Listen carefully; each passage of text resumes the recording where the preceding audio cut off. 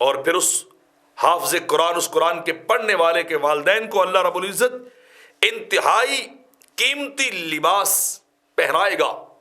عزت و آبرو انہیں عطا کرے گا۔ تو وہ قرآن پڑھنے والے کے والدین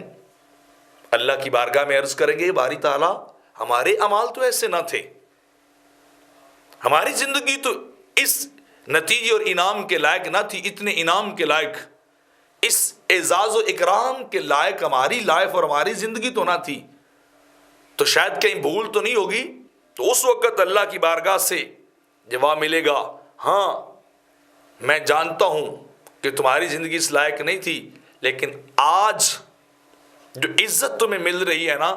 یہ دنیا میں تمہارے بیٹے کے قرآن کے پڑھنے کی وجہ سے اللہ تمہیں عطا کر رہا ہے۔ معاذ ابن انس رضی اللہ تعالیٰ نے روایت کرتے ہیں کہ آقا علیہ الصلوۃ والسلام نے ارشاد فرمایا کہ جو شخص ایک بار سبحان اللہ کہے تو اللہ اس بندے کے نام کا ایک پودا جنت کے اندر لگا دیتا ہے، جنت کے اندر اس کے نام کا ایک درخت لگایا جاتا ہے، اور جس نے پورا قرآن پڑھا اور اس پہ عمل کیا، قرآن کی تلاوت کی اور قرآن کے جو مضامین ہیں ان پہ عمل کیا، انہیں مانا، اپنی زندگی پہ لاگو کیا، تو میرے آقا فرماتے ہیں اس بندے کے والدین کو اللہ رب العزت یوم قیامت ایسے تاج پہنائے گا، روشنی اور نور والے، اتنے چمکتے دمکتے تاج ہوں گے کہ جن کی روشنی اس دنیا کے سورج سے بھی زیادہ ہوگی،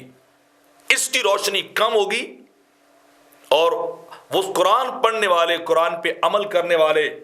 شخص کے والدین کے تاج جو ہوں گے ان کی روشنی سورج سے بھی زیادہ ہو جائے گی۔